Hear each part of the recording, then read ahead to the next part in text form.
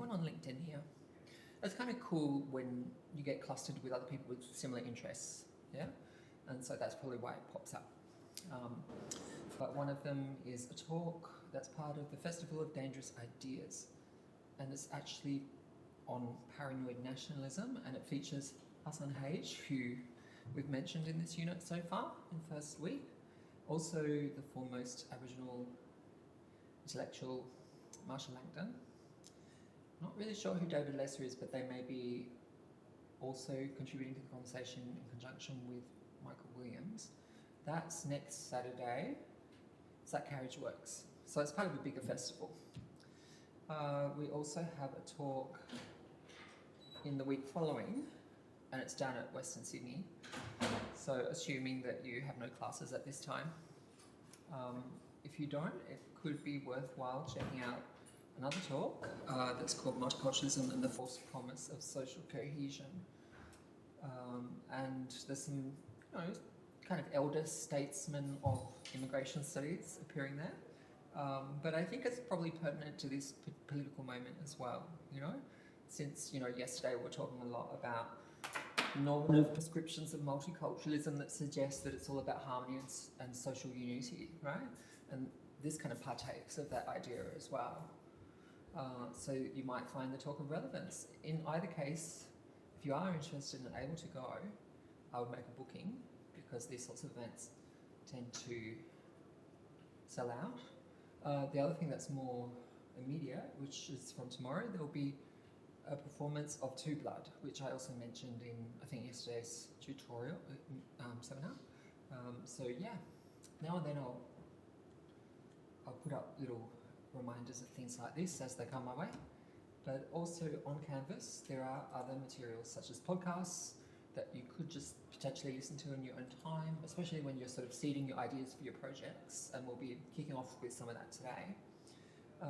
But also, if you look more generally on the Canvas site, you'll see, obviously within the module assessment, there's a little bit about the project, which would be useful to dip into just to sort of settle any things that might be unclear as to broadly what you do in the project and how you run things. But there's also examples of reflection papers. This is for much later in the semester when you've already finished your project report and handed it in. You do a reflection paper, so there's some resources related to that assessment as guides. We also have a couple of sample reports of projects that previous students have done. They're not necessarily my favourite. I mean, there's been a multitude of projects over the years, but they're pretty well put together. We actually have one from the first iteration of this unit when there was just one student, believe it or not. That's how we started off. And it was an Indonesian student who was looking at why it is that amongst her contemporaries, other international students from Indonesia, there seemed to be a lack of uptake with community-based organisations that might be around the Islamic faith. So a bit of a divorce between students on campus, their associations, and what was happening in community. So she put together a survey, and I think she did some interviews as well, with some peer students to get a sense of whether they had awareness about these community organisations, if they're interested, like what would interest them, and if they demonstrated a lack of interest, what it was that was falling short, So as a report, it had a sort of practical application in the sense that potentially, in a real world scenario, it could inform then the programming and initiatives undertaken by those community organisations to conduct greater outreach and connectivity with different cohorts. And I know that it's true that years ago, working when SLASA, the Spanish and Latin American Society for Social Assistance, was first based in Fairfield, one of the things that they told us as university researchers is, please tell your students that may be from Latin America to come and seek out our services, because we don't ever meet them, which is interesting, right? Maybe a consequence of geography. Fairfield isn't exactly next door, but also because the sort of old welfare model, of these community organisations, social assistance, tends to appeal to the older generations that may be in need and students don't necessarily navigate those services to find them out or necessarily connect with them. So it's not just Indonesian students. I would say that, you know, there's an example of another community context. We never did that kind of research, but, you know, whatever sort of ignites your interest will be relevant. There's also one on positive racial identity formation and expression amongst mixed race Chinese Australians in relation to Chinese language learning in Australia by Maggie Kennedy. So she herself is mixed race, Anglo-Saxon father and Chinese mother, but also felt like her experiences as a mixed race student were very ambivalent, and also not necessarily, if you think about lazy multiculturalism as we looked at it yesterday, taking into account in her own interest in learning Chinese, Mandarin Chinese, yeah? That there could be a potential connectivity for people who are also of mixed heritage, yeah? So yeah, some of people's research springs out of elements of their lived experiences, it's true, but not only. There's another example report of a student who looked at generational change potentially between the sort of customary obligation of Samoan Australians to send money back to the island. And he posited that people would become more distant from the idea of the island over generation, and as such we might see a decline in some of those cultural norms, but also in the material resourcing for sending back to the island. But he discovered along the way that that didn't quite hold. So we can start off with a hypothesis, right, based on literature, which is not uncommonly the place we start, right? Once we kind of look at a problem space within our topic, we begin to try to find out what has been written about that problem space. And consequently also we form research questions. So there's a relationship between those three. Scoping the literature, defining problem space, and defining and refining our research questions. So if you want some examples to look at, it doesn't have to be today. There are certainly others as well. There's another, I think, PowerPoint that's stuck for ideas, right from what and where you know. Sometimes that helps to lower the anxiety levels amongst people, at least to start with what you know, right? That's what they say to novelists, isn't it? Start with what you know, and then someone produces something that has nothing to do with them. It's possible to do both, right? But yeah, they each have their challenges. Other course material, useful links, course bibliography, obviously not comprehensive, just some resources, a list not comprehensive either of ethnic associations. For example, there is, has anyone ever heard of FECA? It's the Federation of Ethnic Community Councils of Australia, yeah?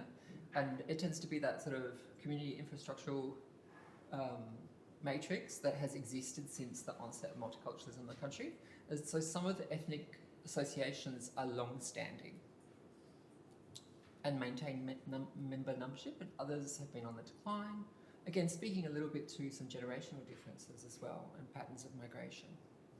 So you can check out any resources here on a need-to-know basis. There's also a list of documentaries, films, series, and more. I know that we touched on media representations, yeah? And so, you know, this is interesting. It doesn't necessarily have the links for every item, but there's a few introductory ones like that series, Immigration Nation, The Secret History of Us. Once Upon a Time in Cabramatta, a 3-part Australian documentary series made a little while ago by SBS. Once Upon a Time in Punchbowl, The Great Australian Race Riot, films about refugees, films or series. I don't even know if I've added the series Bump. Has anyone heard of Bump before? Yeah, it's run into a few seasons now. So it's not comprehensive. Indeed, we could end up adding things. In terms of Greek Australian representations, these couple of films were really important in the 1990s. Yeah. So Anna Kokinas was the filmmaker for both Head On and Only the Brave, and especially intersections between Greek Australian identity and LGBT. Yeah. But there's been a lot more subsequently, and in coming weeks when we talk about community arts and culture, we'll probably include some further examples. Oh yeah, bumps there. La Española, Big Devil. There's probably more that can be added. Yeah, The Principal was a series that came out a few years ago, based on a high school. Here Come the Habibs. That was actually a comedy. Has anyone caught that before? There's a lot of stuff. You may even have heard of Pizza Boys. Does anyone remember that series? Okay, starting from the 1990s or 80s, really, there was a lot of stuff in terms of reusing the word wog, yeah, resemanticizing it, claiming it as something of pride, yeah, because traditionally, of course, the term wog and other terms were considered to be very offensive and exclusionary, racializing. But there was a push to reclaim it, yeah, and so there's a lot of comedy that came out, you know. Even stage plays and shows, Wog Boy. Yeah, like that, there's a whole tradition of that in Australia, Wog Boy with Giannopoulos. Okay, so there's a lot of stuff up there. If you're just sort of wanting to, you know, browse a little bit in your own time, besides what we have every week, right? It's just a touch point. Any questions? No? Yeah, that's just in addition to the things that I told you about via this message yesterday evening. Just now and then, given that we're moving into the new season, activities, you know, get announced, and there's a lot of talking points. Yeah, the Festival of Dangerous Ideas has a whole lot of other things as well, right? So if you're keen, Carriageworks is pretty close. Just make sure you go ahead and book. All right, so for today, what we're going to do, okay, I think this is probably the group that we'll have today. Pretty reflective of yesterday, but we do have a new class member. So you introduced yourself just at the very beginning, but do you mind just mentioning your name and what interests you about the unit and what you hope to make out of the unit? Yeah, my name's Henry. What interests me about the unit, I'm a history finance student, so I haven't really done anything like this. So I thought it'd be fun. History is a really good underpinning. Yeah. Of course, there'll be different histories that potentially emerge in this conversation, this series of conversations we have. So whatever your disciplinary experiences, they can sometimes inform or shape what you end up doing as a project. So before we get started on our brainstorming, remember yesterday I said, how are we going with our project ideas? Yeah, I don't know if anything's radically changed in 24 hours, but it would still be a nice thing for the group, again, to remind us, you know, since we've got a new student here as well, who each person is, what you're thinking about as a topic area, even if you haven't identified the problem space, so to speak. I'm Nathan. I was thinking of doing something along the lines of like first generation like immigrants, especially like with a focus on Chinese like migrated Australians, and how the language, like how some of like people like similar to me have like lost the ability to speak. They're like. In that case, which Chinese language? Cantonese specifically, yeah, because it's a bit. I think Mandarin's more prominent nowadays, especially in the university here. There's a lot of people that speak Mandarin, but there's like I would say it's like becoming like there's a much more like smaller language, like speaker base of Cantonese speakers as like time has progressed in the past like 15-ish years I've been like alive. So yeah, I think it might be interesting to like deep dive and to see like what's been going on, like why or. Particularly if there aren't many options, for example, if there has been heritage language loss to actually study Cantonese. That's like kind of what I was thinking at least. Yeah. Actually, Cantonese hasn't been taught at Australian universities for some time. It has been taught at TAFE, but again, given the trends you're talking about, there's probably some shrinkage as well. Yeah. All right. Thank you. So who wants to go next? I can go. I'm Massey. I'm thinking of doing something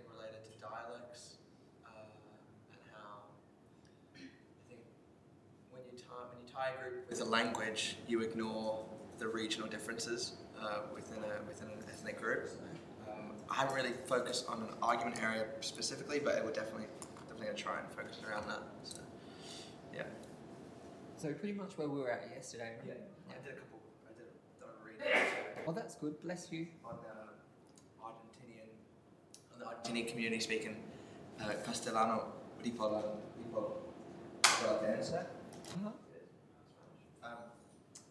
And yeah, it was talking about how Argentina is tied into like Latin American and Spanish, but then even to try and disassociate from being Latin American and Spanish and being Argentinian, but then also within Absolutely.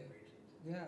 And then you have the phenomenon of dialectal differences in contact and in a new context, such as Australia. And so coinages develop when those contacts occur. Or, you know, a typical social situation where you're just trying to work out what that particular word means in Argentina as opposed to Colombia. Yeah. Yeah? Exactly. Yeah. I'll try that. That sounds good. Yeah. All right, thanks, Masi. And then, who's next? Just to bring us all together as a group.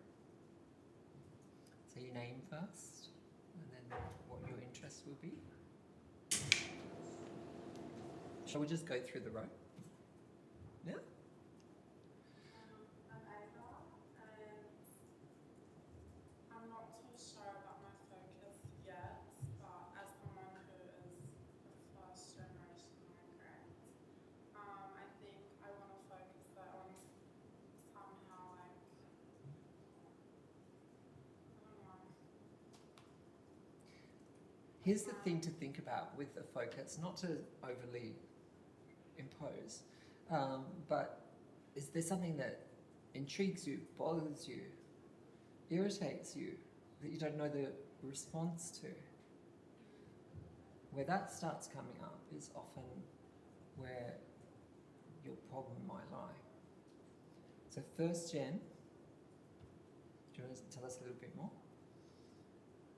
I mean, problem areas would be like sense of belonging, adaptation, not really belonging to the community here in Mhm. terms of my culture, Mhm. still having that like sense of identity, Yeah.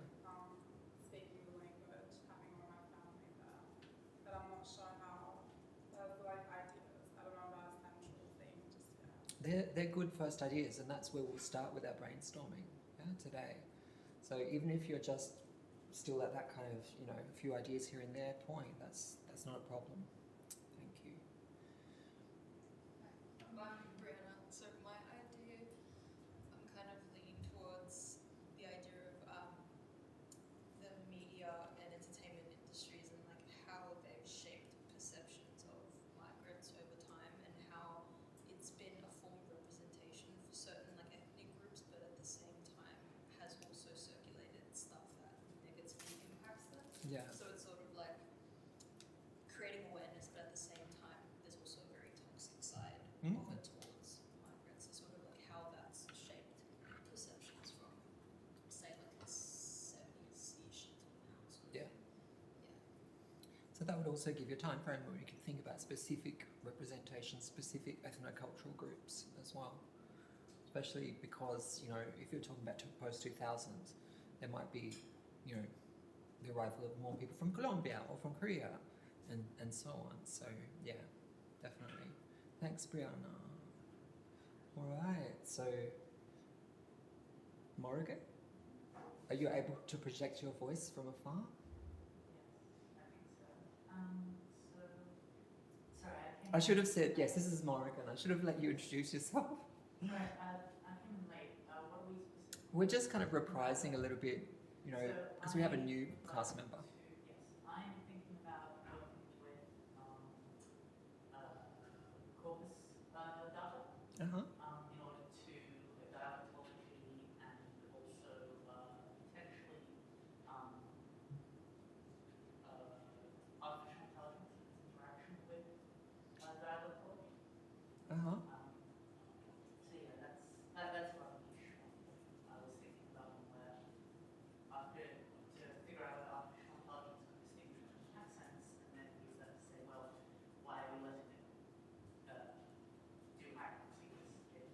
So, in terms of accented English, to use a sloppy phrase, or between languages? or dialect. Okay.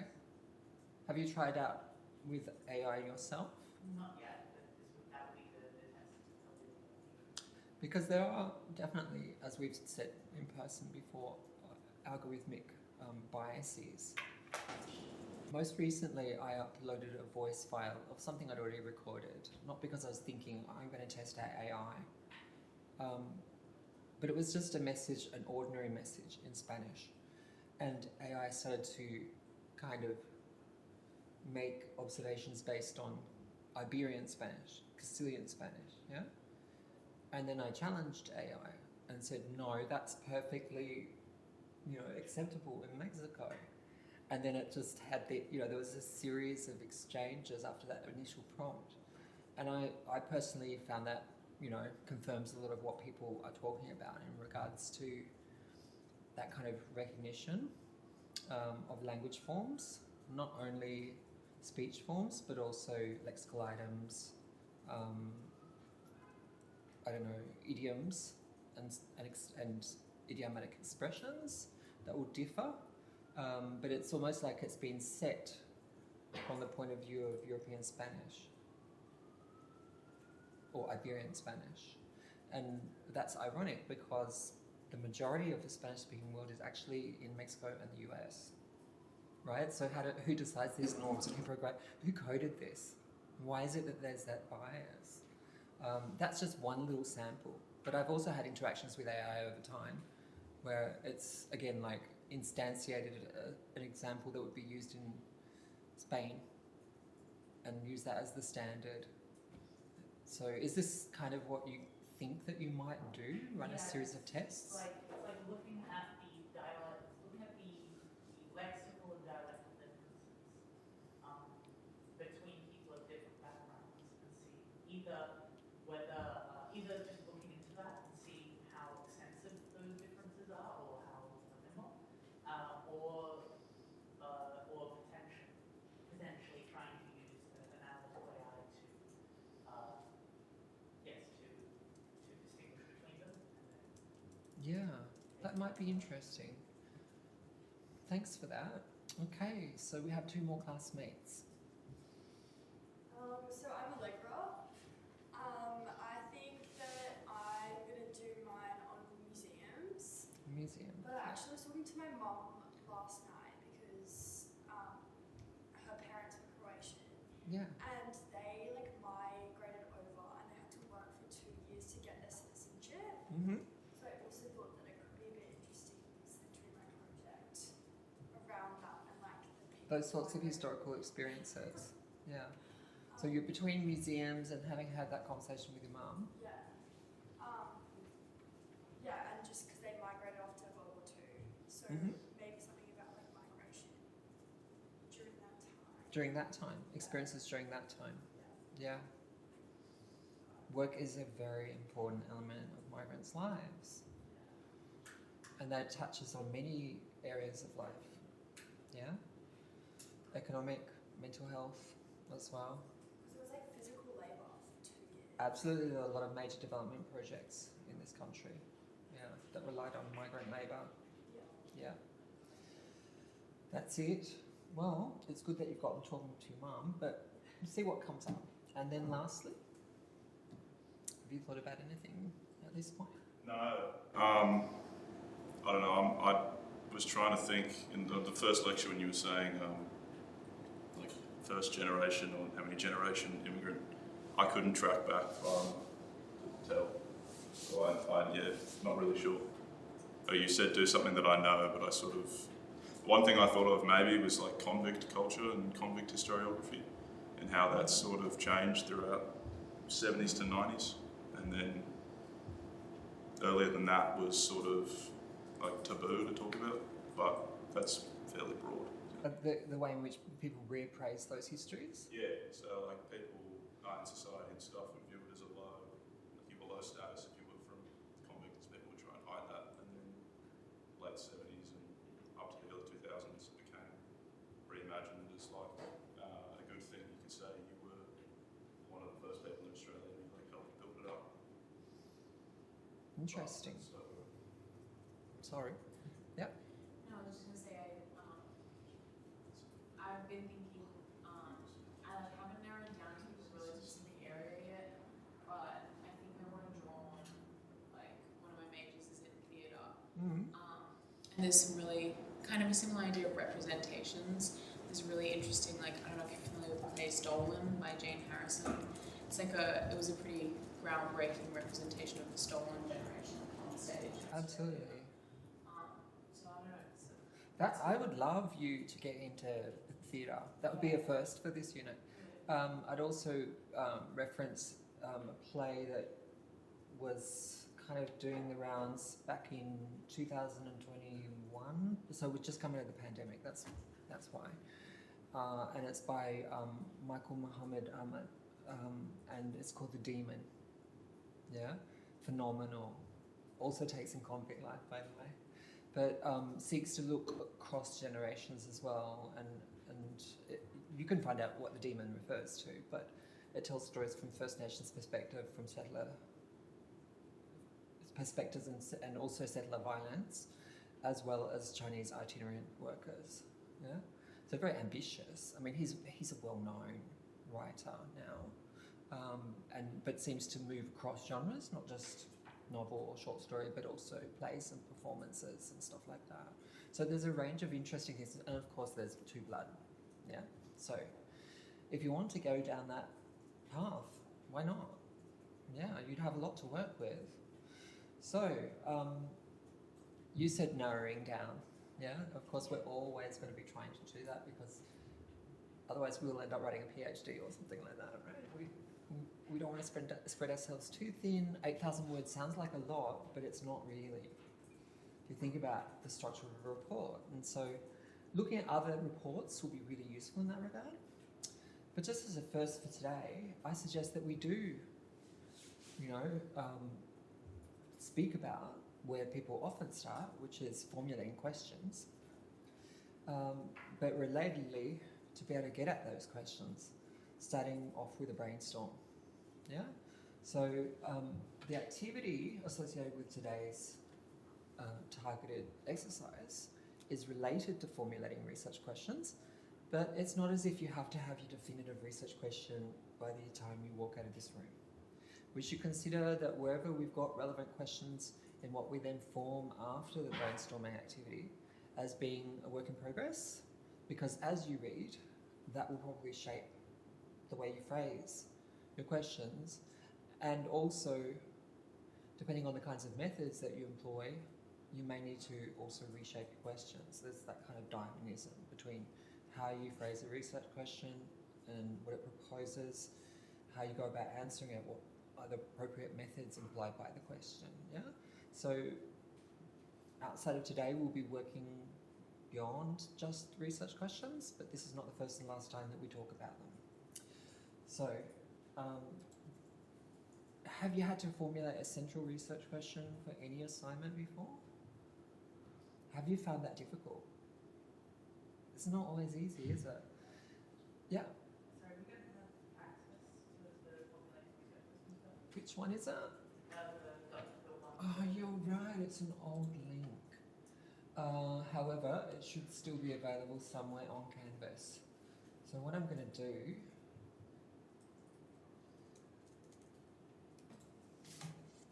yeah, it's from last semester's, it didn't translate. Research questions. I thought there'd be a file up here.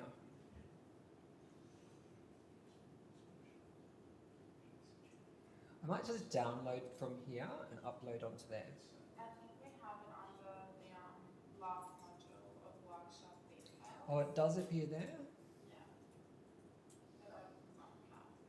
So if you go to the last module, are you able to get into the last module workshop details and find this document?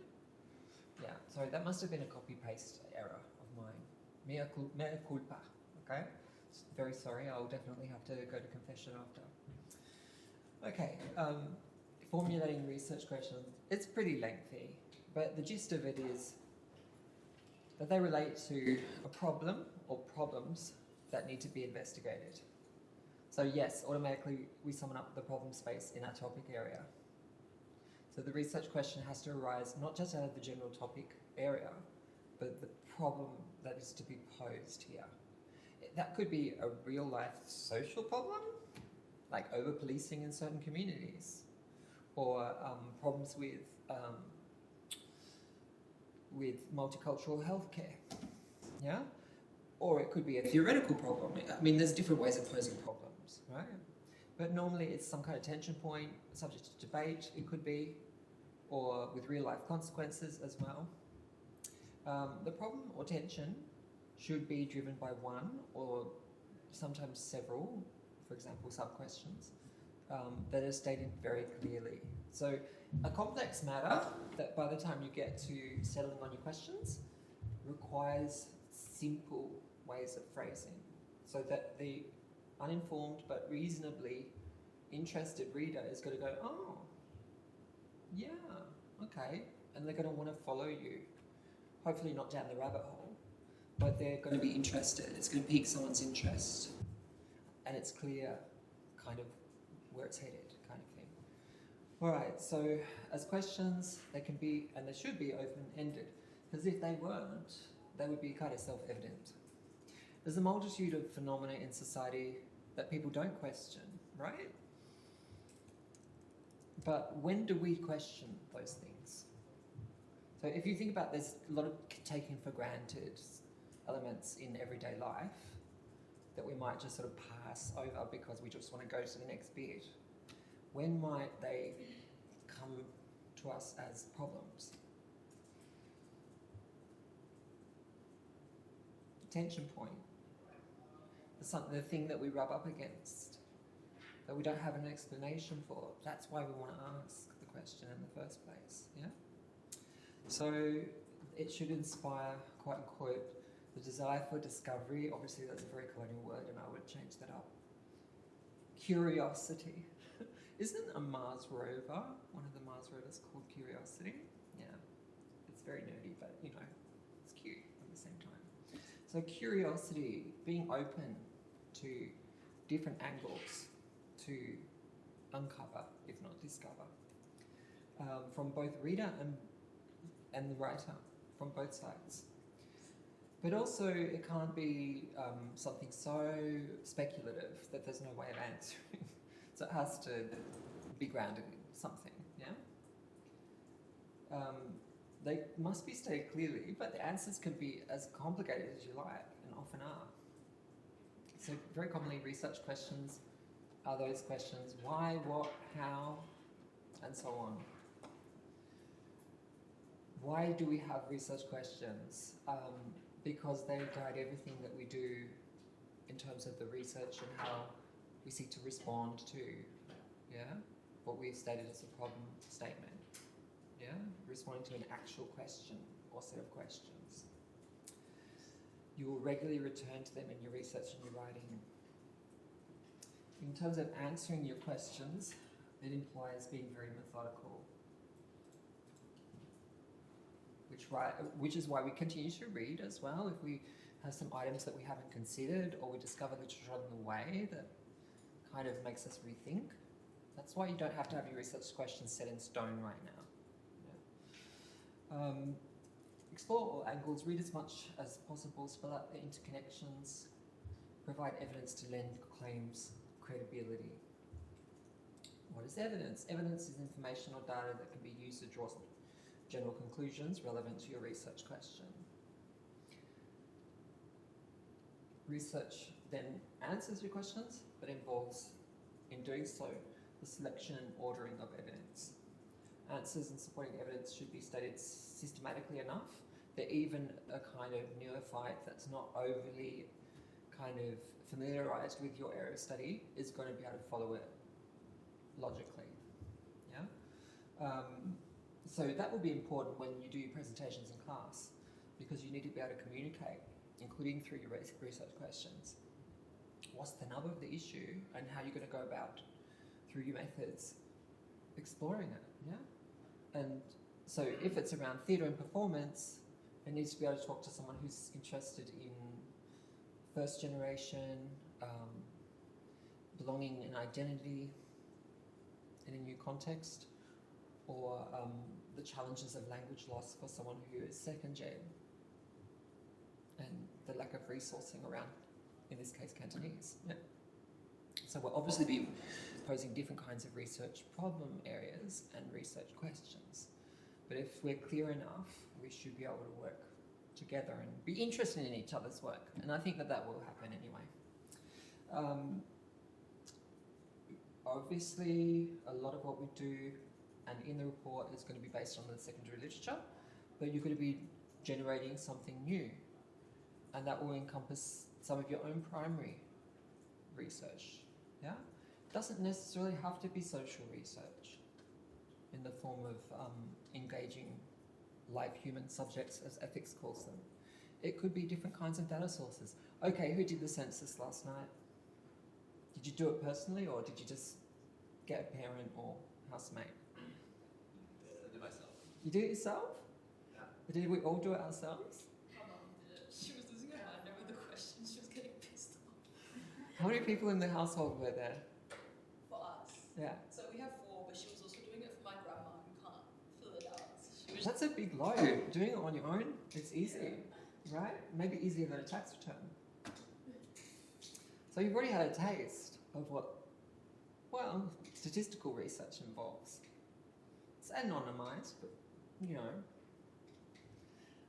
Who hasn't done this? Because you might get fined. Under threat of fine, right? $345.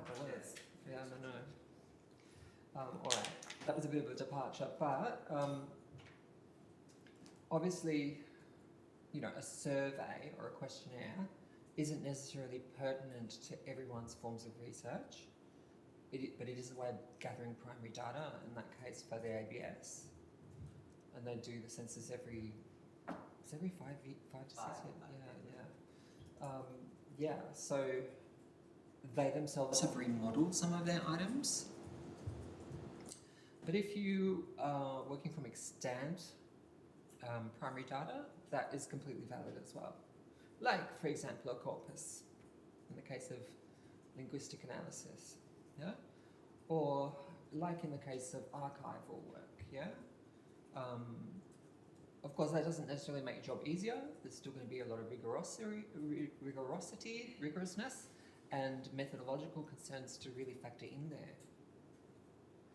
Yeah, but whatever is your bent, your ilk, let that guide you. If you don't want to do things like surveys and interviews, that's completely reasonable. I mean, sometimes immigrants themselves have written memoirs. Some people could be interested in looking at memoirs. Yeah, that would be considered to be primary research as well, because you'd be involved in an interpretivist exercise. Yeah. There's any number of possibilities anyway. But needless to say, you're going to be sourcing data, you're going to be reading a lot, and you're going to be trying to find and build data and analysis into evidence. Yeah. All right. So with all that spiel said, and that research questions are typically what, why, how, sometimes to what extent, or to what degree. Yeah. Even if you're not sure where to start with what kind of WH word or H word, you could either do this exercise as a conversation with the person next to you, you know, just talking about your ideas, or you could write stuff down around your interest, you know, your topic area, or you could do both. You could start off with a bit of brainstorming, seeing what comes to mind when you think about your chosen topic or potential topic, and then move to the next person, yeah?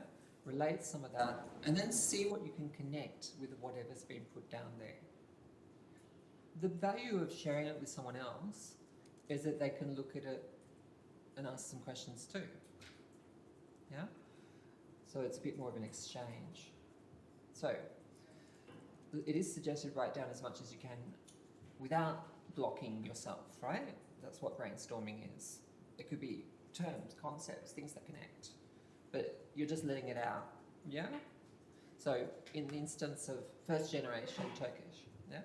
Belonging, identity, you know, like that would obviously be part of your scaffold of ideas.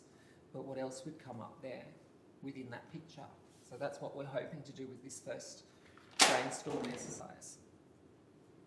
Having done maybe a paragraph with some of those things put down, you could potentially share it with the person next to you, or if you're in a row of 3, most of us aren't. If you're alone, get together with someone after doing this little brainstorm, and then share what you have there, and then work on what ideas can recur and connect. And then independently try to formulate, if there's a statement there, a resonant statement, that statement into an actual question. That's the first task. And we've got 15 minutes. You ready? Yeah? Okay. So yes, if you're alone, it's fine to do your brainstorm on your own, but then connect with someone in the row behind you or in front of you. Yeah? You guys have already got yourself set up. Yeah?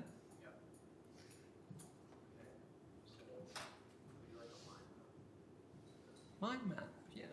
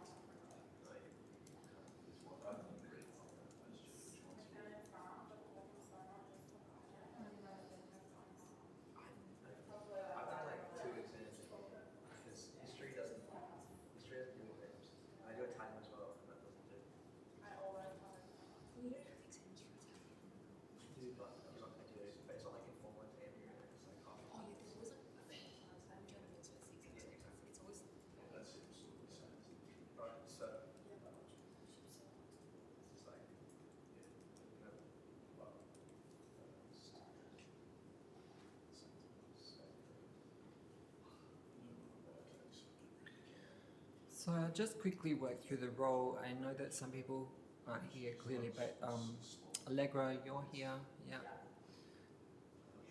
Aishlin isn't here. Ada or Ada? Which one do you prefer? Ada, yeah. That's a Spanish influence, Ada. Yeah. But if you put an H on the front, it means like fairy. Yeah. Anushka, I haven't seen Anushka this semester. Nathan, Marcy,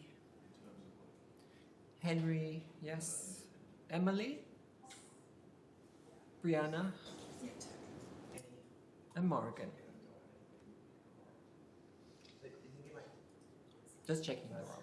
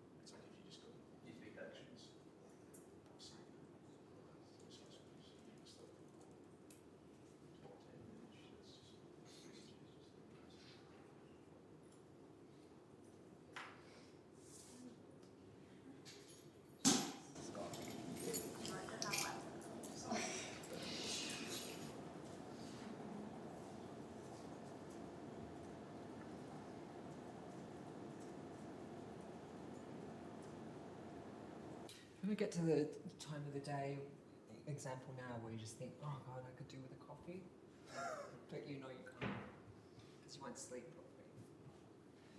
Yeah. A mini shot, baby cheetah. Huh? Just get like a baby cheetah. Well, you know, the Argentine example is to just drink yellow latte. And that's when I'm working from home, that's what I do. So I've tried to cut down caffeine. But now and then I commit the capital sin of having 2 a day. So yeah, because you really brainstorm. So if you need any help, suggestions, thoughts, have this all for your own. I just mentioned how like a lot of TV shows were centered around sort of ethnic groups, like created by like, say for example, like Churchill, like what you guys have seen. So he's a Greek comedian. He like works in movies and film and stuff. And so he's done a couple shows that are sort of just based around like Greeks and like, especially because that one was woke, so it was like Greeks, Italian, Definitely students students. of that as well. So like a whole thing. So that as like a form of representation, but then yeah, even that, but then also like media can paint certain ethnic groups that are ones that like affiliations as well. So it's sort of like a double-edged thing.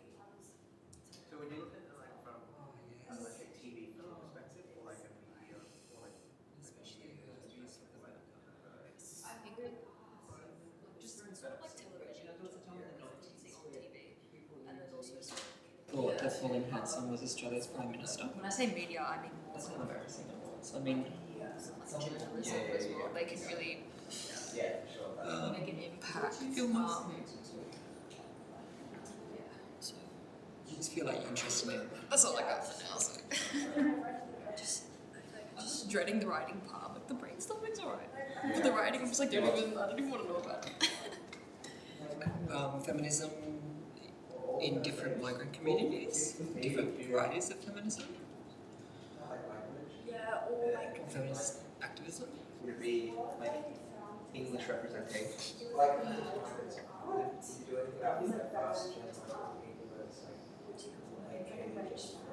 Yeah, yeah. also would that be like intentionally? Culturally. Yeah, culturally.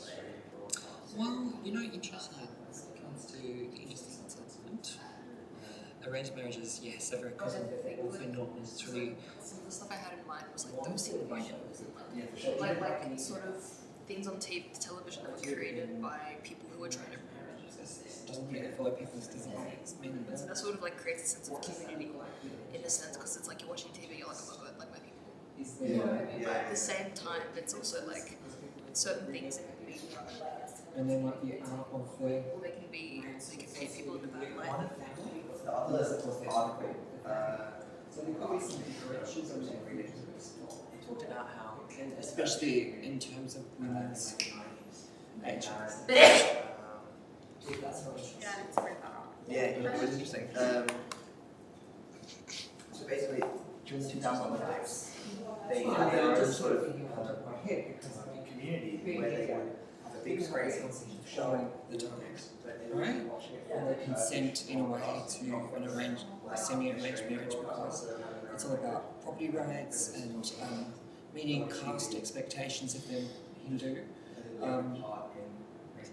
But you know, to what extent people actually want to make them as marriages, or even whether it really maps onto their broadcasting that agrees only that. Because like SBS as well is like huge. Yeah. Yeah. does it advantage men more than women? There's so many things. Considerations, and they get discussed. Makes it more accessible and stuff. And there have been some changes, but I think that is also very class dependent as well as caste. But in the diaspora, caste and class doesn't just disappear either. For example, just speaking in reference to India, because that's the first thing that comes to mind for me, if that's of interest to you. Or you could think about other migrants. That glass is stressing me out. Especially when the homeland is Like involved. the winds are just gonna implode. Oh, this is what we've always done. You know, that's our way. A lot of people sort of trafficked under that tradition, yeah. Versus Outside, downstairs, and especially lecture rooms, they're so weird. I was there back in like I think someone looks at how they look nice, but the zero air migration dying in social relations as well. Those changes, gender dynamics. They're just a few ideas. I think I'm gonna do that. The engendered process of migration.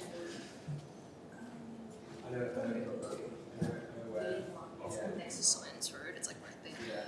I had classes there once back in like maybe first, second year, and they were doing work on the hella fumes coming in, and it was to the point where we were like, are we allowed to be here? All right, so it sounds like you're discussing, which is great. If you've gotten to the point where you're talking about your ideas, and I was just talking to Allegra a little bit, clearly I'm happy to hear about what you're coming up with, but in the second hour we're going to hopefully move from what might be emerging as a question that comes out of interconnected ideas or statement to something a bit more extended and a bit more exploratory. So even if you haven't sorted out a central research question, not a biggie right now. We're just going to do something more task-based to think through dimensions of that initial research question or topic, problem, area. Yeah? So if you would like to take a break for 5 minutes, you're welcome to. I wasn't suggesting that you go and grab a coffee for me or anyone. In fact, that would be wrong. But I don't even know if we're close to a coffee cart around here. Are we? No. That's why they put us in this room, you see. Yeah. There used to be like a food place in Wentworth building, but it like closes super early now, or it doesn't seem to open as much as it used to. You know, upstairs, second floor. Downstairs they've got like kebabs and other things like that, but it's not really coffee, is it?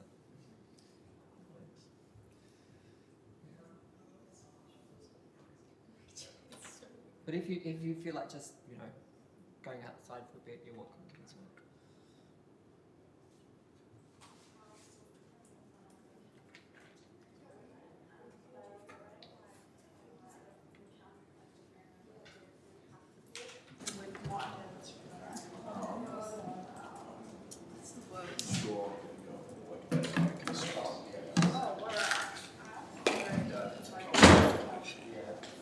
But I don't really want to Two work subjects before. somewhere adjacent. So Yeah, so one's like a major, and then the other one is this. very pessimistic, probably most of the That to do a lot of next year, but they were like, if you do it all semester, you're gonna I think that was next year.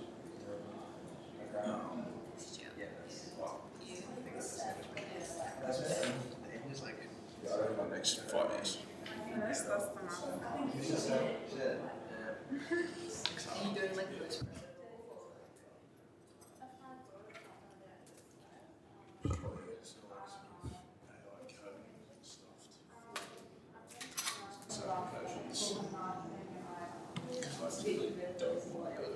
Yeah.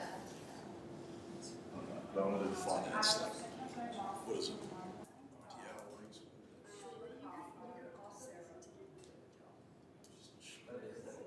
Options for these 4,000 things were like, there's like 6 credit ones and there's 12 credits. I I'd rather die. I was like, give me like the 12 one, get it out of the way. So did anyone find anything unusual in the census? That was maybe new? Keep seeing memes about it. They asked about sexuality. Yeah, it's the first time they've asked about sexuality. Yeah. So many questions about that in particular.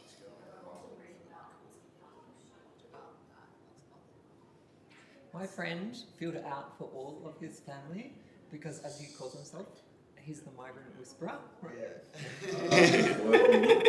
Actually, we came up with that term together. The Allen's equivalent. It's kind of like you got to use comedy for pain, you know, because there's a lot of work involved, and so it took him a whole lot longer than it took for me. I just took out for my spouse that's overseas, but that didn't even require much information. If you're physically in the room, every single person has to be accounted for. And there was one person missing, which is a Thai aunt. And my friend put her down as a 6-year-old bisexual woman. You do realise you were transgressing. Did you consult with her? He's like, no, it just ups the numbers.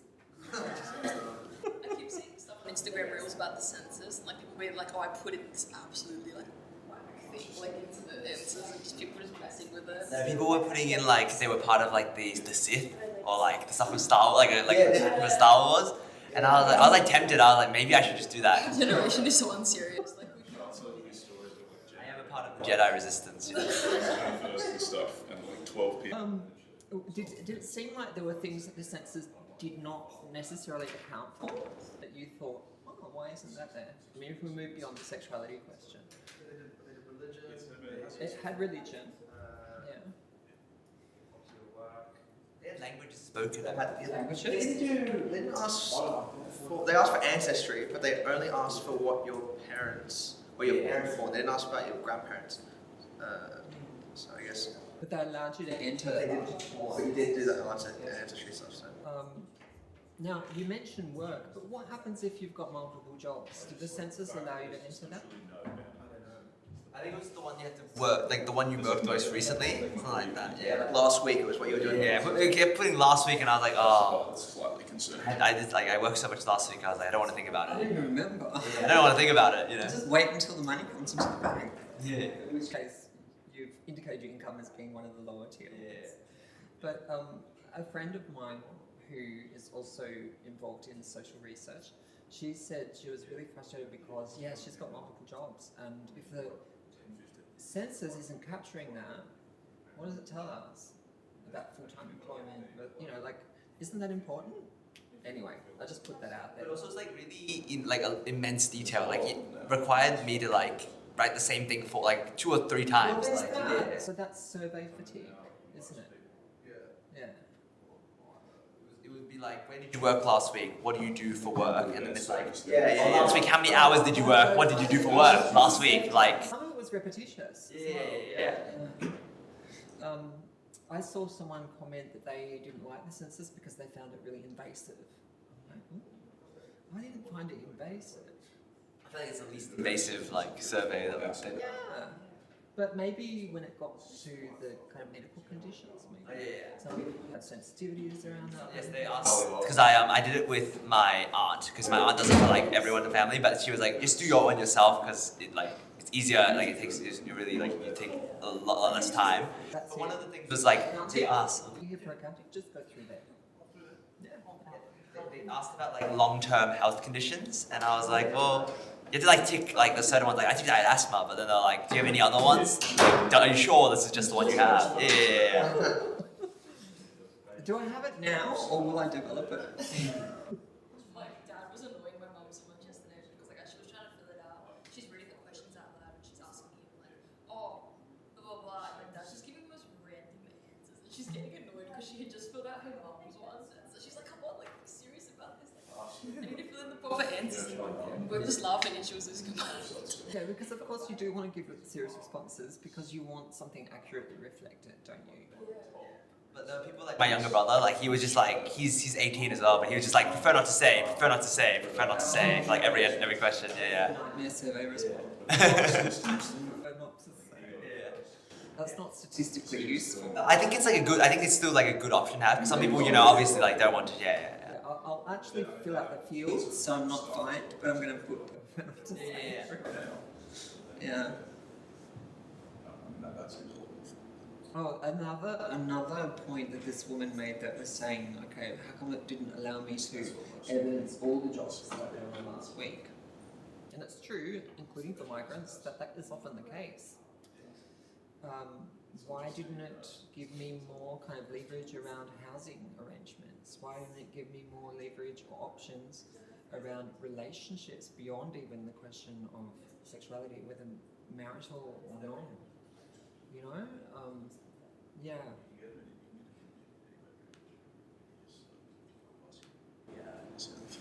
Anyway, like we're in the next hour now, so we may as well move from what we've been doing. If you've managed to generate a statement and maybe a question for your topic, that would be great. Okay. So this is a really old study. I think I did it in. Do you remember the swine flu?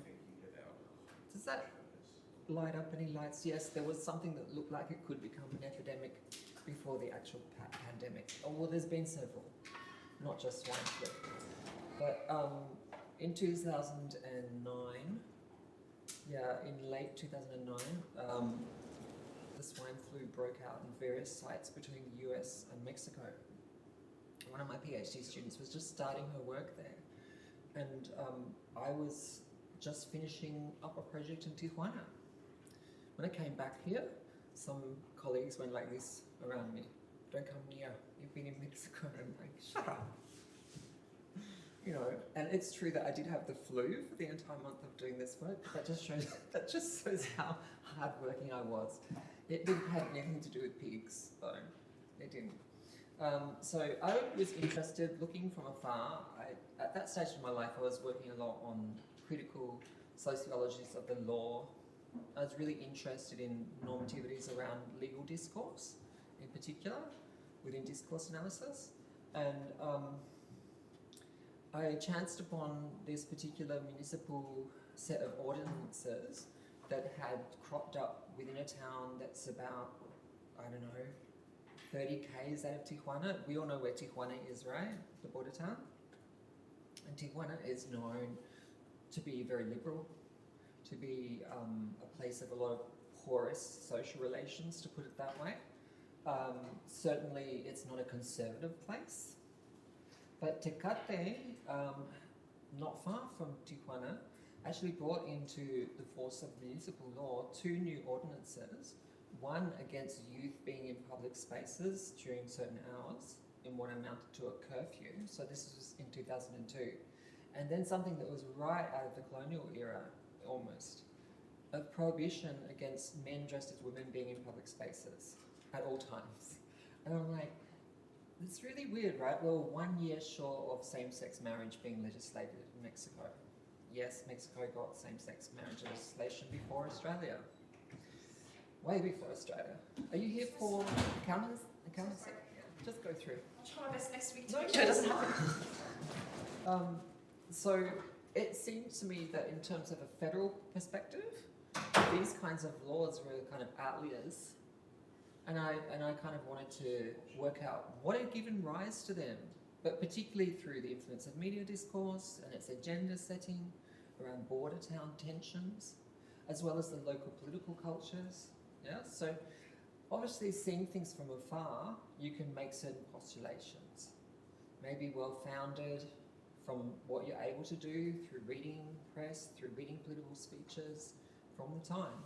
But I actually wanted to go there as well, which is why I was there for a whole month. And so I had 3 main questions, yeah? And the first statement just tells you what the problem area was. So you don't necessarily have to have something as long as that, but it clearly showed that across the political spectrum, these new local ordinances got widespread support. So it wasn't a left or right issue. So I had 1 main question and 2 sub-questions, and then I had a hypothesis that's a little bit high-sounding. But it basically was, premised on what we see in critical legal studies and discourse analysis, which understands that legal norms are not somehow divorced from their environment, but are permeated by social forces, social discourses, including agenda setting as found in media. And so that was a good inroad to begin to think about, because it's halfway through, it turns itself off. Remember last week? Anyway. Always a thing to keep me on my feet. Okay, I'm restarting. But the object of the remainder of our time is not to copy my examples, because I ended up writing something that brought in other elements that I hadn't even thought about. And so that tells you something, doesn't it? It tells you that when you start doing the research beyond archival, which I did do some archival work when I was in Tecate and in surrounding cities, including Tijuana, I did interviews with key political stakeholders as well. I found out that there was a lot more at stake than, have a good class, than just that interpenetration of social discourses local political dynamics, media, agenda setting, and the law, right? I found out that there was so much more than just concerns about youth and public space or so-called cross-dressing. There was a lot more going on politically, yeah? And so these questions were a good guide. But what I ended up writing up didn't exactly follow this format. So even if that's the case for your own work, don't worry. We just got to start somewhere, don't we? And keep ourselves open as well. So what we're going to do now is click that away and go into this document. It's still got a little bit of a summary of research questions and what they are and the activity that we just did. But I want you to start populating the tables that you'll find here. So press to show would be a good idea. So it is still linked to the brainstorming exercise. Yes, in your own time. Can you hear it heating up? That's all right. Accounting, right? Yes. Accounting's popular. All right. Wait through that room. No, is that though? Here? Oh, Yeah. Oh, sorry. Oh. Yes, I do take.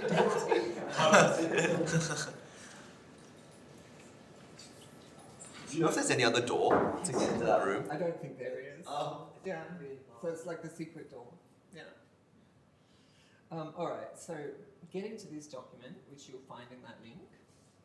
Yeah. So workshop details. Yeah. We've just looked at formulating research questions. Click on the Google Doc. And this will be a live document for us. You put your name alongside or on top of the table. Yeah. Begin to populate, even if you haven't come at your research question, the what, when, why, how elements. Remember we talked about this last workshop? What, when, why, how? And see if you can have a go at defining your problem. Yeah? If you've got a question that is evolving or questions, you can also populate those areas. I'm not expecting you to have a working hypothesis, but that will probably emerge. And then there's another little segment, possible organisations and or contacts and types of research. And there's a few examples listed there. Stats, media analysis, building on scholarly or policy work, using archives, doing surveys, interviews, or observation in community contexts. This could be online, physical. It could be in the context of events, for example, performances, or festivals, or whatever. So it's just to be thinking about that where as well.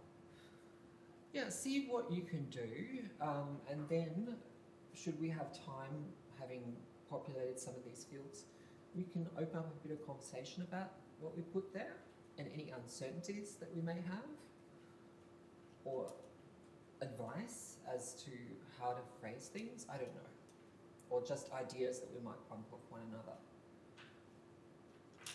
And this way, those people who didn't come to class today, they're going to still have a track record, as we will, of what we've been working with. Because then we'll carry it forward to the next week as well. Any questions? Is this the one you sent us? You can find the Google Docs there, yeah. That should work through the announcement, whereas the other one didn't. Yeah. But otherwise go to the last tab, the last module, and the first tab, workshop details, and then you'll see it in week 2.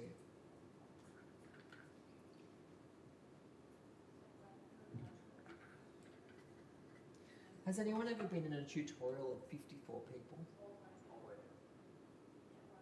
What discipline? I think it was data science. Yeah, it was bad. This was psychometrics. Oh. And I'm like, how are we supposed to work together with 54? I had a 40-person psychology tutorial one time. It was bad. But it was group work, but there was like too many groups and Too many groups, you don't get to the granular stuff, do you? And that's the beauty of having a smaller group, I think. Yeah. Not always the case. which psychology class are you? I've started a grad dip in psych. Ask me in 2 weeks if I'm still in it. I had back-to-back tutes today, so Yeah. I need to pee. I need to go and Are eat. you enjoying it? Yeah, I am. I actually like the neuroscience stuff. You know, like, why do we need sleep? Why do we crave food? You know, like from a brain perspective, all that stuff's really interesting. Experimental psychology.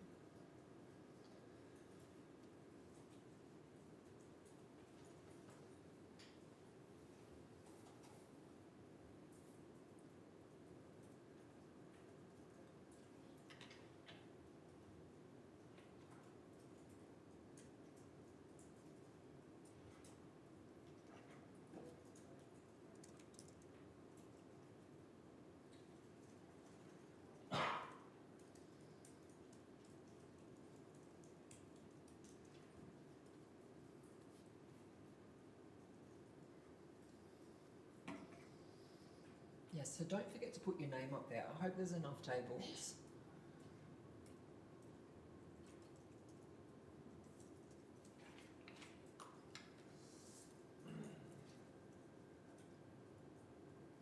Oh, Morgan, you've already done a big chunky paragraph. Well done.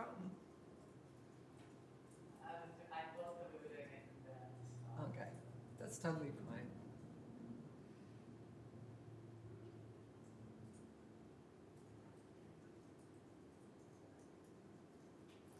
YouTube videos can be really handy. There's a whole treasure trove of potential primary data on YouTube. I don't know, because I've done this before. I did this with clients that work with MT, newspapers. Mm-hmm. But I've never actually looked into what people say about the ethics of scraping. Data scrapes in Yeah, digital scraping, spaces. specifically Yeah. comment sections. Because it's been done, and it's been, approved by ethics committees and stuff like that. For sure. Yeah, I mean, but I don't know precisely what considerations there are. we'll definitely be talking quite a bit about ethics this semester. But as a general rule of thumb, for doing stuff that's an open source, public facing data scrape, unless it's published material where the individual may be identified, it's not particularly problematic ethics wise. There was an interesting thing where one of our sources was, we weren't scraping the content of the newspapers, but it was, one of the newspapers was subscription based. So there was a question because you cannot see the comment section without a subscription, but Yeah. the comment section is not, the authors of the comment section do not receive compensation for their appearance in table material. So the question is, How do they sit alongside one another? Yeah. can they make a reasonable assumption that, well, they can make a reasonable assumption that people who aren't paying for the newspaper can't see what they're writing, but does that mean they can make a reasonable assumption that their comments won't be used for scientific research because the scientific research Yeah. paper as it is? Yeah. Those things have to be clarified, I think. Yeah.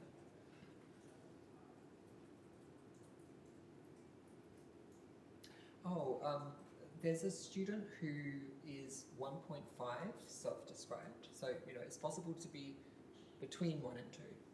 If we understand 1 as being that you migrated from your country as origin, as within the lifespan of a youth or adult, what would 1.5 be?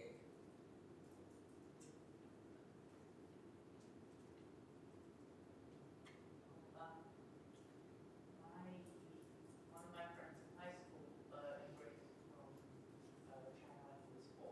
Right, So that is, I don't know, a bit more 1.5. yes. Yeah. So I don't know if there's a strict measurement for what constitutes 1.5, but there are definitely people who self-identify that way, and that is to say that they get a sense that they are part of the first generation, but they were so enculturated in this context, including with the use of English, that the issue of those generations becomes kind of like, oh, I'm kind of at a midpoint. not one or two. We have a student in visual arts called Estelle, and she's Korean Australian, and she is. Estelle Yoon. Huh? Estelle Yoon.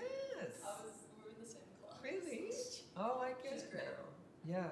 So she's very participatory in classes at another unit. But I might ask her to come along and talk a little bit about her work if you're interested. Yeah? Yeah, because she's doing some art installation works in that space. Might give you a bit of inspiration. Yeah. I know one student that was looking at the consumption of K-dramas. Do we all know what K-dramas are? Yeah? Do some of us watch K-dramas? Yeah? You don't have to be Korean to watch them, okay? So she was looking at a whole cohort of people who were into K-dramas, and she wanted, as maybe a post part of her project, to do a podcast. I'm like, if you've already engaged with people and it's not directly connected to the work, because you don't public face a research project that belongs to a unit, there's nothing to say you can't form something else out of that. You know, sometimes people's journey is. We had that student, you know, that I mentioned last week that was looking at the phenomenon, very personal to her, of being a transracial adoptee, and she's gone on to make films. So, you know, people have a lot of different journeys after graduation. I won't say too much because I don't want to distract you too much, but we've had people go into politics, definitely, yeah, as local representatives. There's also an individual who's now part of this group called the Multicultural Youth Leadership group, and they have a really significant presence, and they do a lot of political consultation. So there's, yeah, the sky, well, I don't want to say the sky's the limit, because the universe would say, that's a blue sky concept. Know that phrase? It's not always blue skies. But yeah, like, your journeys out of this experience of doing a project can be manifold. They can be quite varied. Yeah. So whether you're an artist or, you know, you're really interested in theatre or museums, who knows? It could end up being something that informs what you do later on, even if it's not research.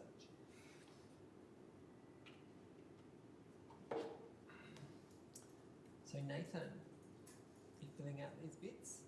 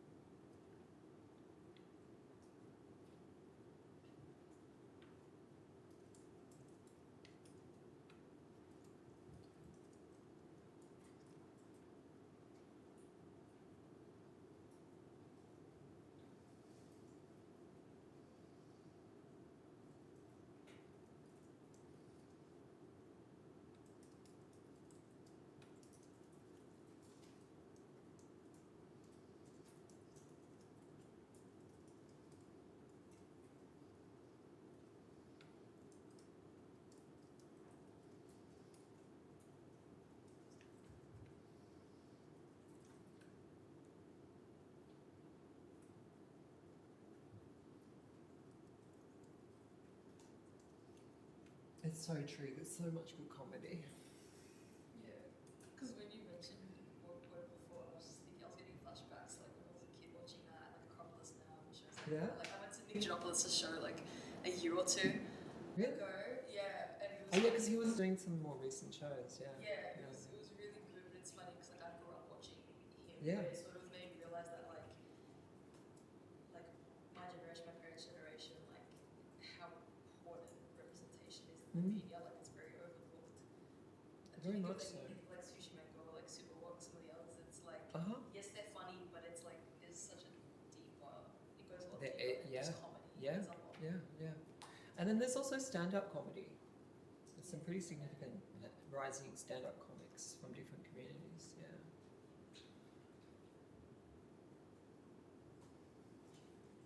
In fact, maybe I'll just find like a clip soon to entertain everyone.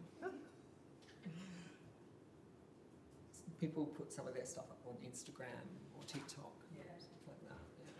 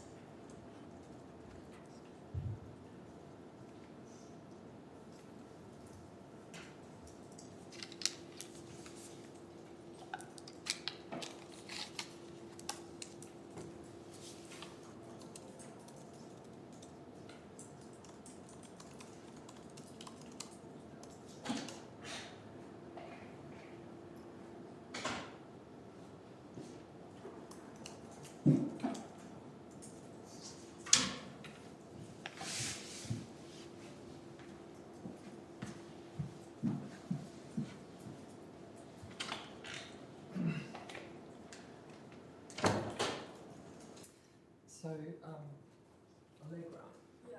something came to mind. Oh, yeah. Yeah, just, you could check it out. It's called Deranged Marriage. It's a memoir. Yeah. I remember people talking about this. It's an autobiographical book by British history journalist Sushi Dutt. It recounts her upbringing in a strict Indian household in 1970s London and her rebellious efforts to avoid traditional arranged marriage. So it's called Deranged Marriage. So it's a bit of a comedy, right? And it takes in the time of a child in Great Britain. But it really navigates some of the things that you're interested in. Yeah. Cultural pattern, again, the gap between 70s British pop culture and feminism and conservative family traditions. Darcy's eventual move to Australia and such a personal freedom and her career as a reporter. So again, like the migration journey has been part of it for opening up horizons for herself as a woman. The gender process of migration, there's a lot of stuff on that. But that's just a memoir, so it might just give you some ideas. Thank you so much. Deranged marriage. Yeah, aren't all marriages deranged? A little bit, at least. Is this the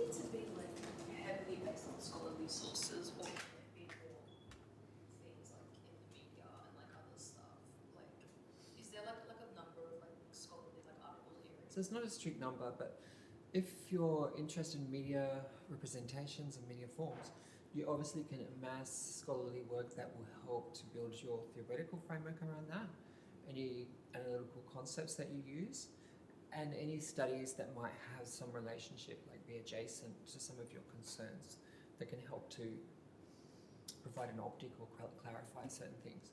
It really depends on your problem space, because some people find that there's not an abundance of work, right? Or they'll find that there's a lot being done in the US or a lot being done in the UK.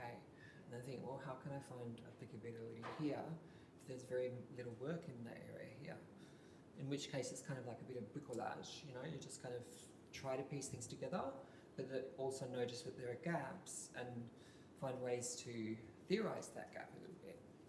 So I Yeah. had like a quick search on JSTOR this morning just to like see if I could find anything. Yeah. And I really couldn't find anything what I was looking up, but I think I could go into it again and be more specific about Yeah. certain aspects Keep- of that. Keep creating your subterms. Yeah. So I think there Yeah. will definitely be stuff on that. It's just like what I was putting into it. Bringing it If it's not bringing things up, it could be that you're not being specific enough, or you're not Yeah. like making some of those items a bit more like in a hierarchy, from the general to the more specific. And also try other search engines for open source material like Google Scholar.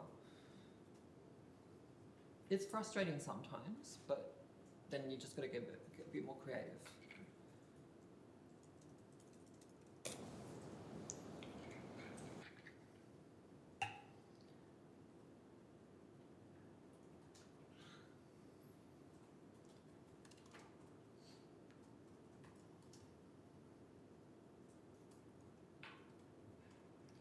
So, Henry, are you interested in convicts of different national origins? I mean, obviously, it's largely within the British Empire, but, you know, Irish.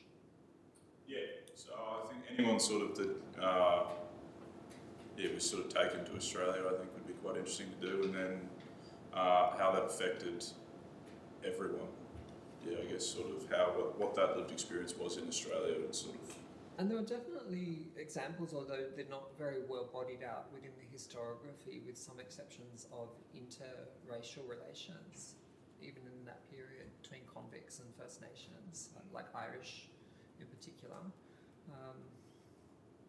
So, in terms of, you know, the sort of stigma around where convict sits in relation to national identity, as opposed to settler,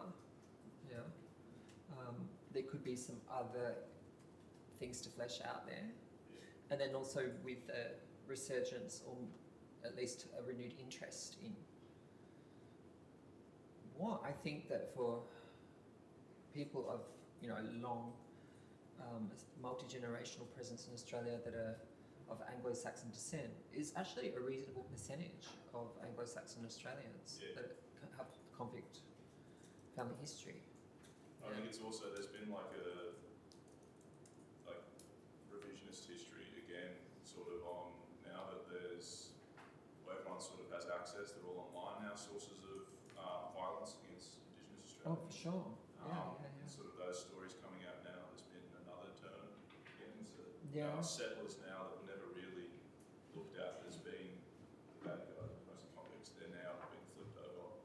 And there's a lot of, I did another course on Australian history as well, but there's a lot of examples coming out now of people writing papers on settlers that no one had ever really talked about before, and the hidden violence against Indigenous Australians. And Oh, for sure. I mean, David Marr is a good example with Killing Country. It's called Killing Country, that book. Yeah. But also some of the reception of that book, including an article by a review by the Warramai historian Vicky Greaves, who says this is really useful, but how does it help us to understand that history and then, as she says, move forward from there? that's the other thing I saw. There's a lot of whenever it gets brought up, there's a lot of I'm not sure what side of the political spectrum it is, but one of them is arguing for that we need to release all of this, and then another side is saying in releasing all of this, we're going backwards in terms of coming together and accepting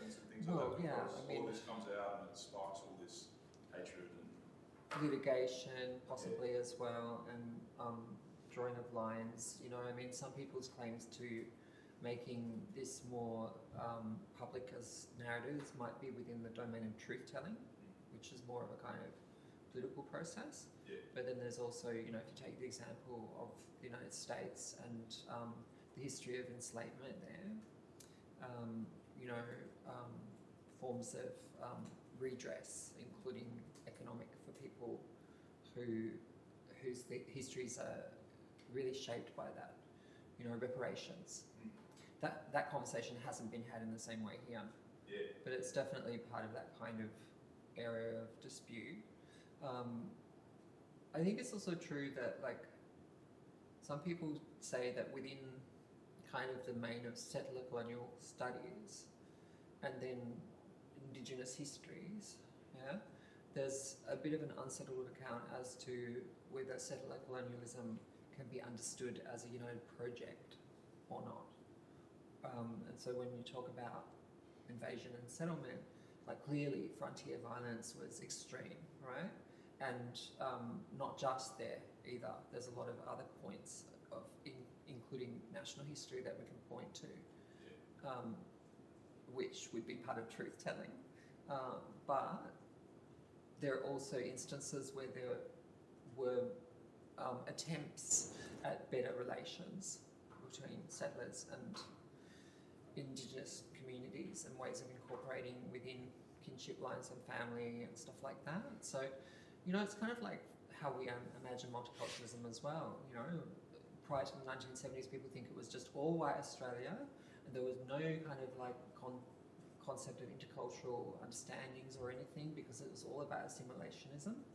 And while that has the force of policy and governance, it kind of in an everyday sense, on a community level, wasn't always the case. So there are other stories to be told as well. So I don't know if that helps to kind of focus within this unit.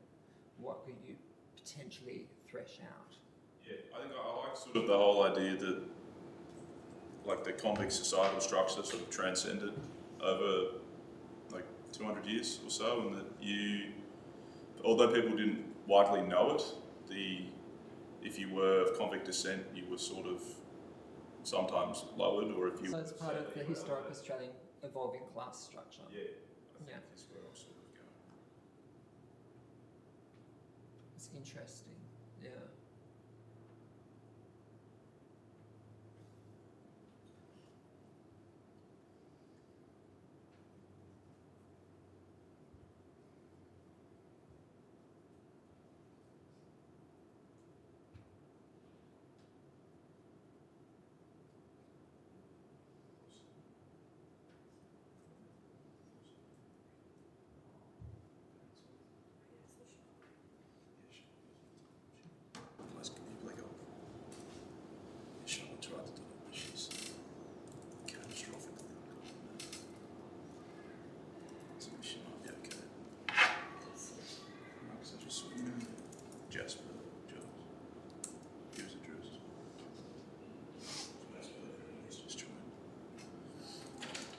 So maybe before we depart, just the last kind of 15 minutes or so, it seems like there's a lot of ideas being put down here, and potential resources, as well as questions and even hypotheses.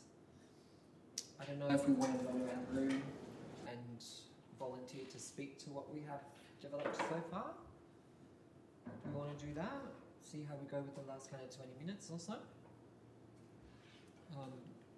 We don't have to go in order. We can go by whomever wishes to speak first. Sorry, I have to go. Okay, that's fair enough. Yeah, Morgan. So yeah, about my topic. Sydney Speaks corpus is a diachronic corpus, diachronic linguistic corpus, focused on the Sydney region that records speakers from multiple cultural communities within the geographic boundaries of Sydney. This presents an invaluable resource to study language and dialect of Sydney English, and pose questions about its effect on Sydney at large. Dialectal variation is among the factors which can be used to facilitate racial and discrimination, and thus understanding this variation is important to combat these issues. Previous studies of corpus have identified and studied dialectal variation between cultural communities with large-scale, well-pronounced artificial intelligence program aided by many large corporations, especially those that manage large quantities of global workers in the hiring process using audio and video interviews as input. Black box programs such as these are impossible to verify as avoiding racial and ethnic bias in their decision-making processes, and many lawsuits have prompted the USA and elsewhere on the basis of this inability to verify. The mathematical objectivity of such programs is sometimes touted as making them incapable of bias. There is a question as to whether the use of the Sydney Speaks corpus will be allowed. If this is not the case, I'll look at some other research question. I could remake a scraping tool to gather data from his comment sections, which would allow me to begin asking questions about online sentiment on immigration, multiculturalism, and racial/ethnic discrimination. So I have three potential research questions. Either one, are there dialectal word choice variations in Sydney English? So previous studies have identified accent variations, but as far as I know, there has not been much work on Sydney Speaks corpus in determining whether different ethnic communities use different words. Two, can analytical artificial intelligence be trained to distinguish between dialects in Sydney English?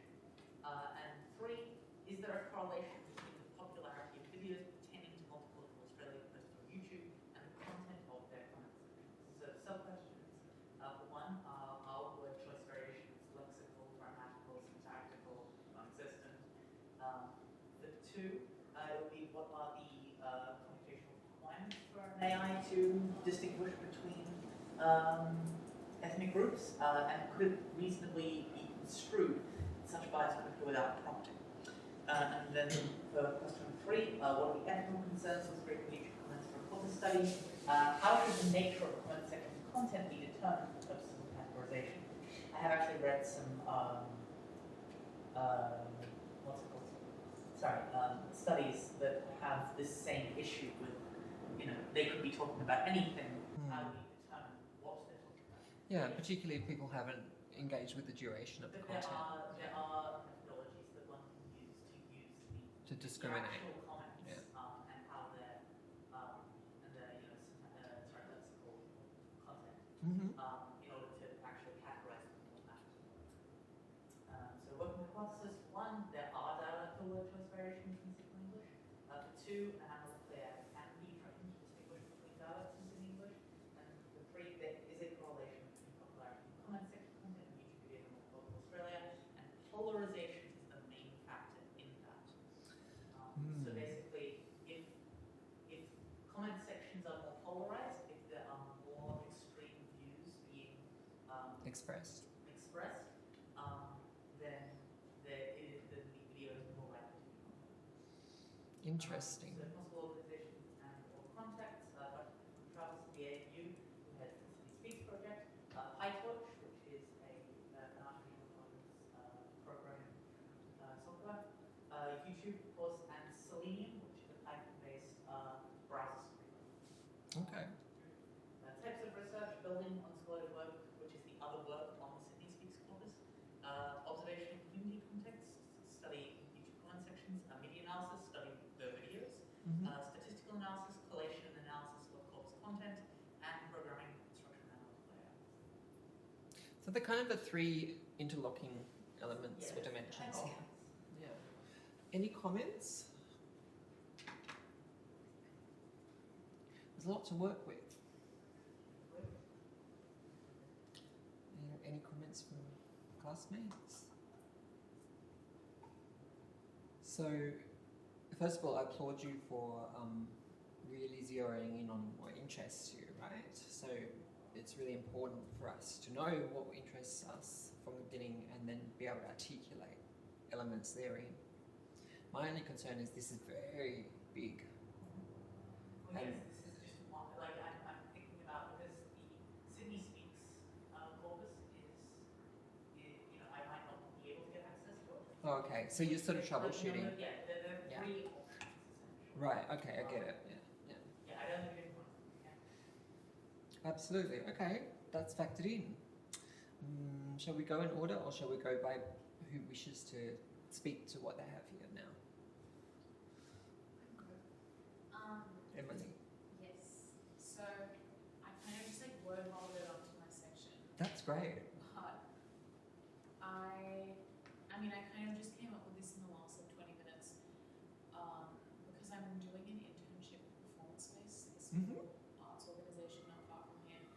they do a lot of work, like sort of lifting up people in cold communities and championing diverse work through lots of different support networks and stuff like that. And I think it's interesting. They're in an interesting place because they're funded entirely by private donors or government grants.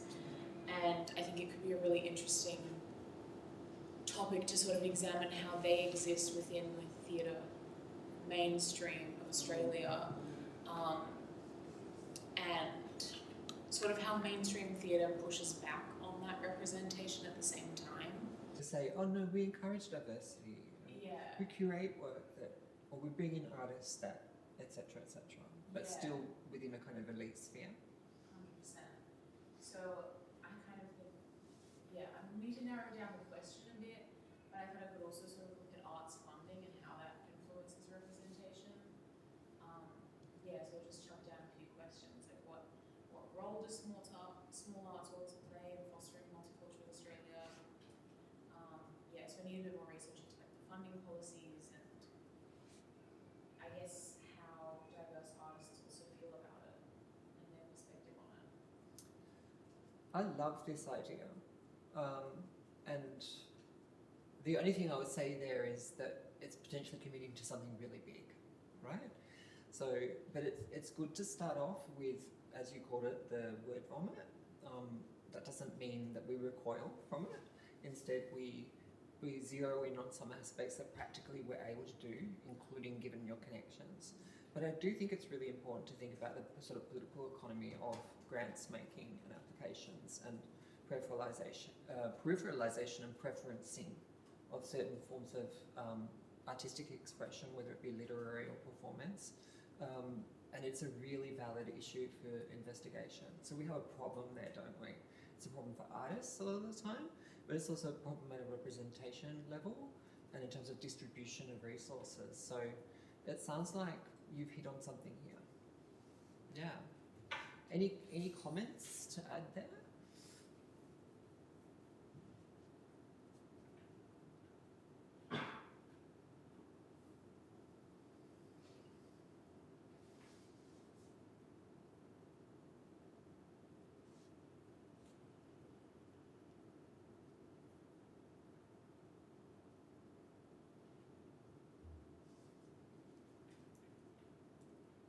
So with a specific interest in theatre, you think? Yeah. I mean, that helps to keep it more focused as well. Yeah.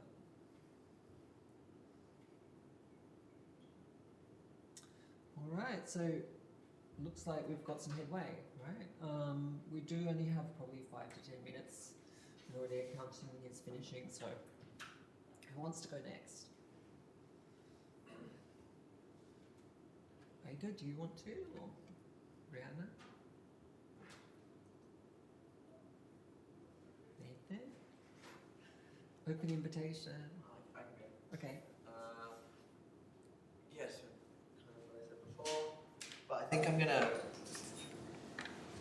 Well, yeah. So I'm looking at dialects, but also with that regional identity and regionalism as well. Mm-hmm. And kind of like one of the main questions I sort of came up with: can dialects survive in migrant communities? And also, how does regionalism impact migrants' connection to their ethnographic communities? And like my hypothesis, just talking about, because I want to focus on like Italian mainly, but then also use other examples and case studies, so maybe like Greek, Vietnamese. But I said here it's like the group of migrants into their ethnographic groups ignores and under strong regional identities of many within these communities. Regionalism is thus cast aside to ensure a connection to the greater ethno community as it is more accessible and more accepted. This in turn leads to loss of dialect and regional identity. And then, like what I did before, I look at the statistics and looking at like this percentage of spoken dialects. But then, like I don't know where those, because on the census, I don't know where the you can find community ID profiles, which are part of a stats base that I think is not from the census, but it is gathered with different methodologies. Yeah. I also want to conduct some surveys, like go to those areas. Yeah. Do some questionnaires. I might even go, because on Sunday in Five Dock there's Ferragosto, which is the big street. So I might write up a survey. That's really instructive.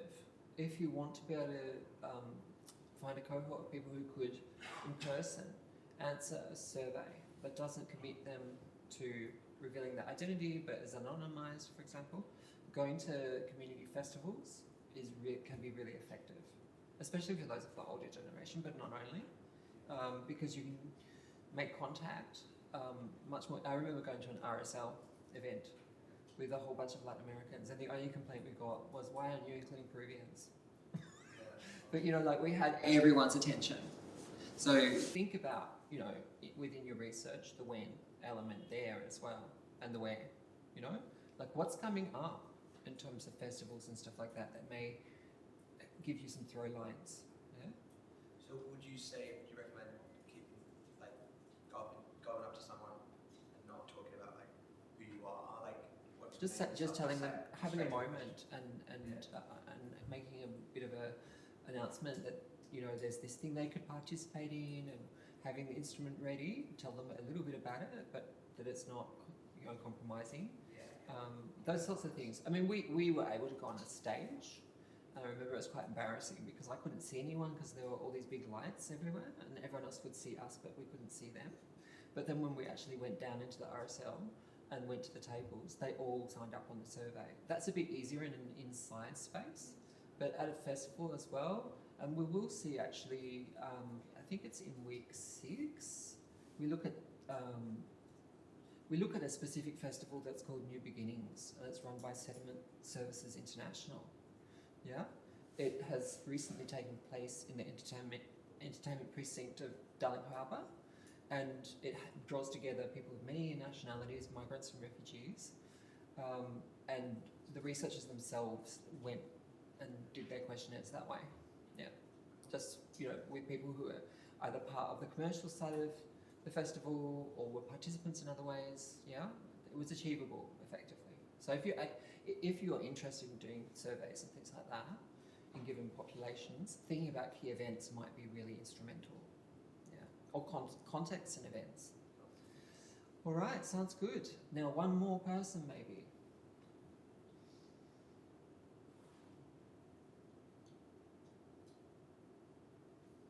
Nathan. So in like the hour that I had, I was kind of just looking through more so like not empirical research, but more so like scholarly research into just the structure of like how language is kind of like passed down across generations. Mainly focusing on like grammar actually. It's very interesting to see, like I was looking kind of more into like how, like kind of into the how of how language is processed, so like through stuff like grammatical, stuff like slang. Yeah. But I figured like I was kind of more so wanting to focus on like first, second generation migrants or children.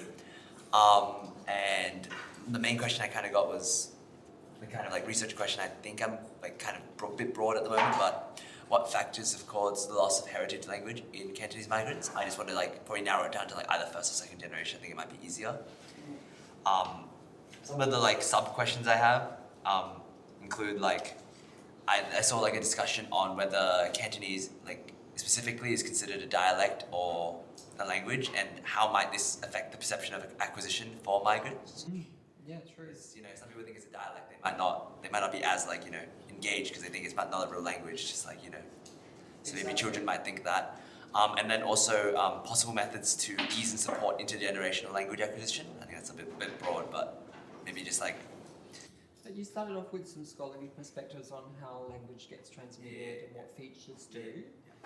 So in a way, it's not just a phenomenon of language loss, it's also how language is acquired or not, isn't it? Yeah. So there is a relationship between those two elements. So, type of research, I was thinking of like building on like scholarly work. I didn't read those two readings. Also census data, maybe some like social media podcasts, stuff like that. Maybe just extracting experiences from them. I'm not sure how to do that in like an empirical context, but Yeah, and depending on how much they address the issue of, Yeah. you know, Cantonese in Yeah. this instance, there is that podcast called Chinese-ish, which I would have linked us into through that announcement yesterday, so that I know there's at least that, but there probably would be other ones. And then I also was looking at Chinese language schools in Sydney. Maybe I could reach out to someone and Yeah, see what's there and what they do and how they do it and how they even promote and so on. and I mainly like because I used to go to a language school, but they used to Those schools, I think, and they used to teach Cantonese, but it's been like closed down. So I was wondering if there's still any like school out there that still teaches Cantonese, because I know a lot of them teach Mandarin now. So yeah. Yeah, it's a reality. And like I said, there's been shrinkage.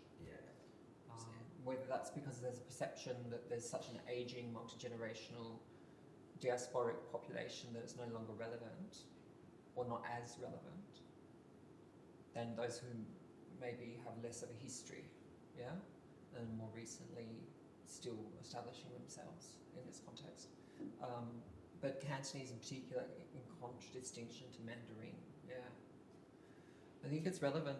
I mean, it was relevant to people I know who also struggled with that issue even 20 years ago. But arguably, Mandarin's ascendancy is governed by lots of different factors, but it's interesting how it influences here as well, not just bilateral relations and geopolitics. All right, so look, I just want to thank you, first of all, for being so participatory, whether you spoke to your topics right now or not. You've definitely put a lot of work into this, and you've got something to work with as we move forward. But when we see each other again on Tuesday, and it will be in that room that I've been booking, so SLC Common Room, please do come along bright and early, I know. But we do have week 3's topic, which is kind of chunky, and I think that the best way to approach it is to be cognizant of the fact that we can bundle readings, we can do 2 main readings, which I'll show you in a moment. Everyone does the 2. And then a 3rd one that we put ourselves in groups for, because we've got the more sort of theoretical horizons with the first 2 readings, and then we've kind of got a case study. And we're going to be talking about citizenship and capital, especially in reference to labour, whiteness, and hierarchies. So the readings, it looks like a lot when you just look here, right? You're not expected to read them all. What you do read as required readings are the Boelder reading, Citizenship as Capital, the Distinction of Migrant Labour, and the Sue Webb one. It's not who you know, no, it's who you know, not what. Migrants' encounters with regimes of skills as misrecognition. They're the ones that everyone reads. But if you actually click on the next page, you get the opportunity to sign up for a 3rd one. And those are already stipulated here. So, for example, if you wanted to look at how this is playing out in the hospitality sector, you might choose this one. But just make sure that before Tuesday, you put your name in here. So I know you've made a choice, and when we come to class, people can identify one another depending on their choice as well. Then there's another one, which is the opening piece